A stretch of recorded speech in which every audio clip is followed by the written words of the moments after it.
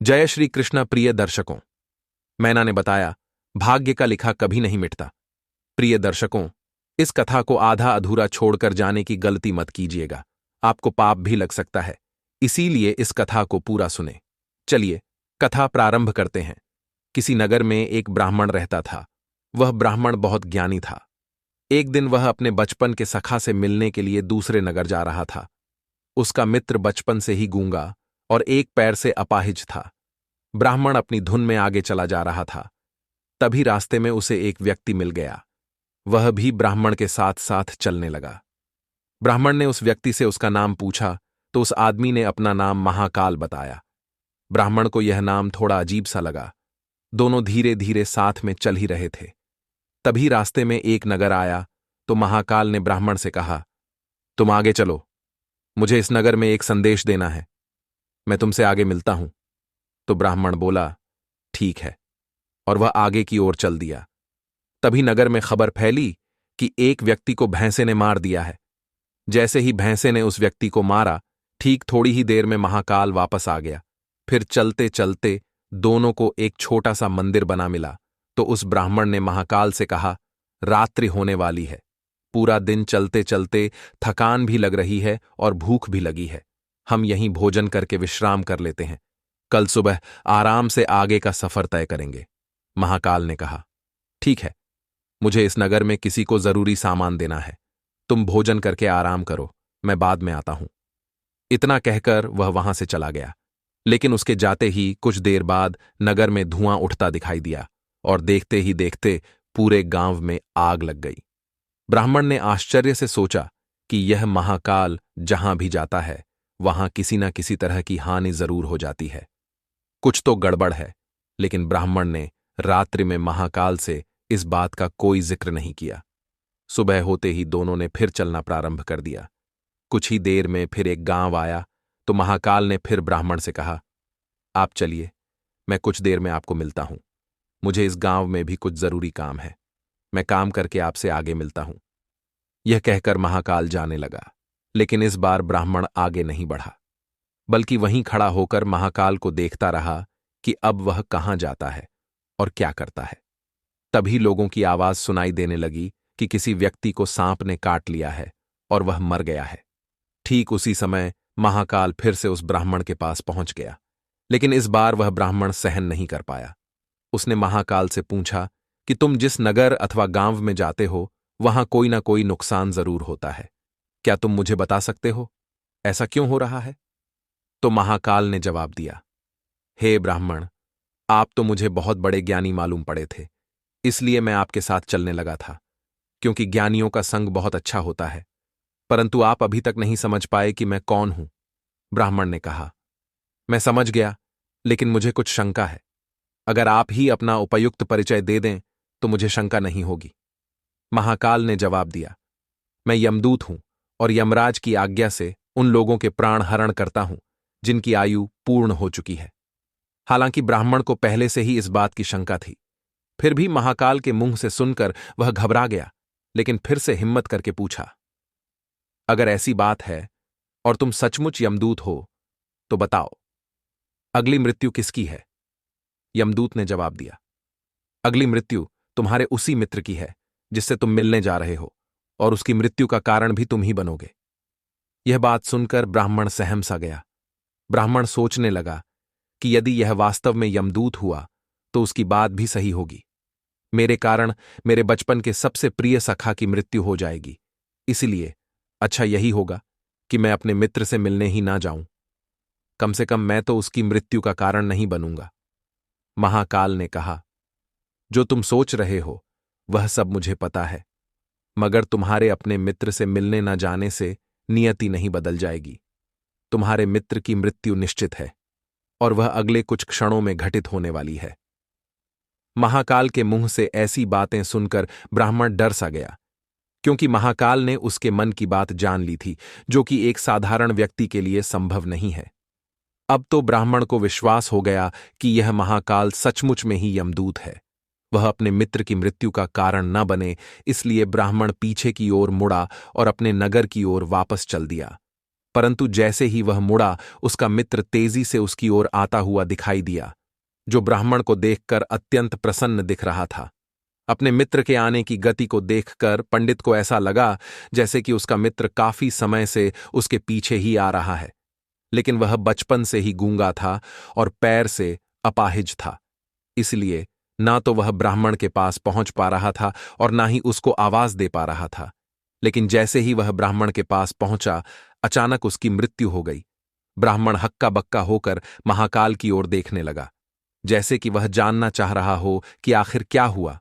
महाकाल ब्राह्मण के मन की बात समझ गया और बोला, तुम्हारा मित्र पिछले गांव से तुम्हारे पीछे पीछे आ रहा था, लेकिन वह अपाहिज और गूंगा होने की वजह से तुम तक नहीं पहुंच सका। उसने अपनी संपूर्ण ताकत लगाकर तुम तक पहुंचने की कोशिश की, लेकिन बुढ़ापे में बचपन जैसी ताकत नहीं होती, इसलिए हृदय आघात के कारण तुम्हारे मित्र की मृत्यु हो गई। क्योंकि तुमसे मिलने के लिए अपनी गति की सीमा को लांघते हुए वह तुमसे मिलने के लिए पीछे पीछे भाग रहा था, इसीलिए अपने मित्र की मृत्यु का कारण तुम ही बने। अब ब्राह्मण को विश्वास हो चुका था कि सचमुच महाकाल एक यमदूत है और उसका कार्य जीवों के प्राणों को हरना है। ब्राह्मण एक ज्ञानी व्यक्ति था, इसलिए यह भी जानता था कि मृत्यु पर किसी का बस नहीं चलता। सभी जीवों को एक ना एक दिन मरना ही है। यही सोचकर उसने अपने आप को संभाल लिया, लेकिन अचानक उसके मन में स्वयं की मृत्यु के बारे में जानने की इच्छा हुई। इसीलिए उसने महाकाल से पूछा, जब मृत्यु मेरे मित्र की होनी थी तो तुम शुरू से ही मेरे साथ चल रहे थे।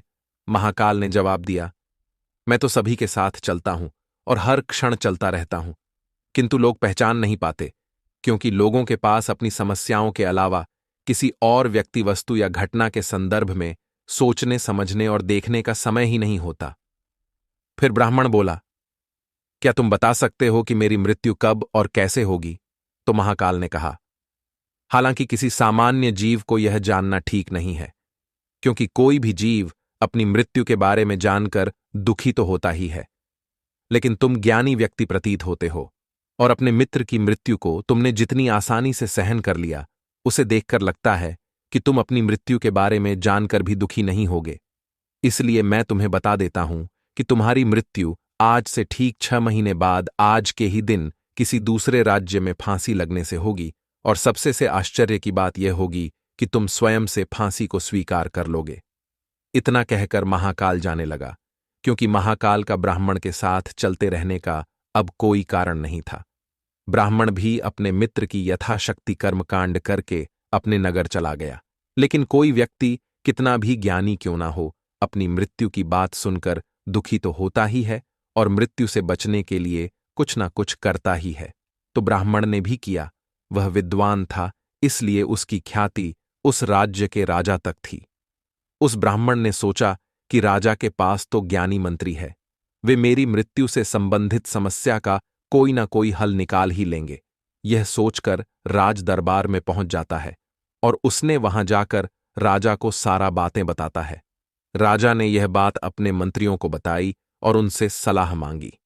अंत में सभी ने विचार विमर्श करके कहा कि अगर ब्राह्मण की बात सही है तो यह निश्चित है कि उसकी मृत्यु 6 महीने के बाद ही होगी, लेकिन मृत्यु तब होगी जब वह दूसरे राज्य में जाएगा।